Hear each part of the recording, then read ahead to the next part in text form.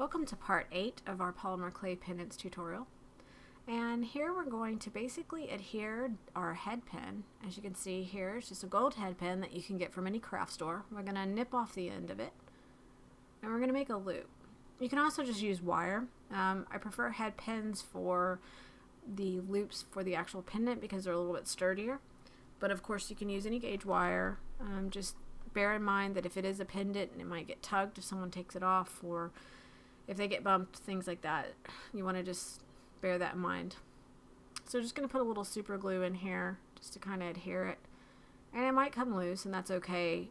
We're just trying to get a feel for how large we want the loop and where we're going to kind of clip it. I'm going to make a larger loop just because I'm going to have several different things attached to this one. So I'm going to use a little zip kicker just to go ahead and adhere it and wipe off any residue.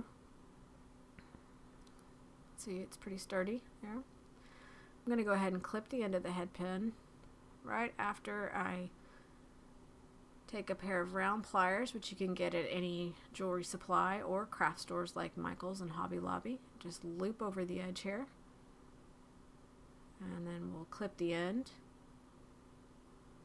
We may want to go ahead and pull out the head pin again just so we can sort of tack in both ends. Kind of adjust it here a little bit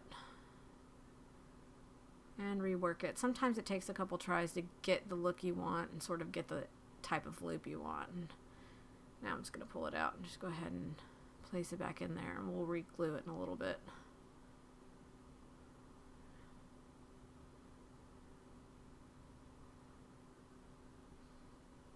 I also suggest wire wrapping, which is just a decorative technique to wrap around your loops.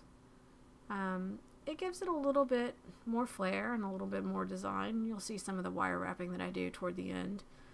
You may even slip a bead over the loop if you have a larger bead, or you can also use a bead reamer to make the hole larger for your bead if you want to slip it down. Just use a little bit of zip kicker here to set the glue and wipe off any residue.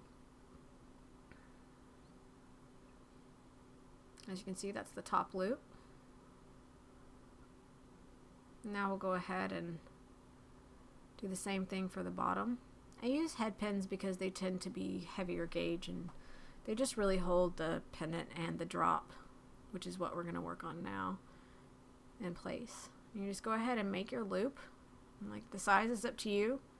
And then, of course, it really just depends on what you're attaching to it or the look that you want to go for. And obviously you can see, well, this is going to be too long, so we're going to cut off the end of that.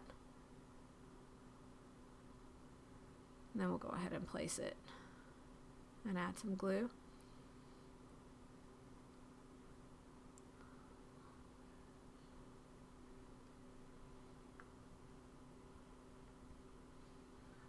And then we'll just go ahead and wipe off any residue on the sides here.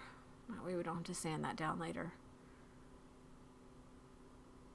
I don't use the super glue or zip kicker for all things, mainly just for head pins like this and tutorials, just because I really want these head pins to stay secure. Another option is you can actually bake your head pins in with your Sculpey, which is what I usually do. But for this tutorial, we're just going to go ahead and glue them, just to show you the advantages of using something like super glue and zip kicker. I'll go ahead and spray that and get it in place. And I appreciate you watching this tutorial. In the next tutorials coming up, you'll see some more embellishments to the piece.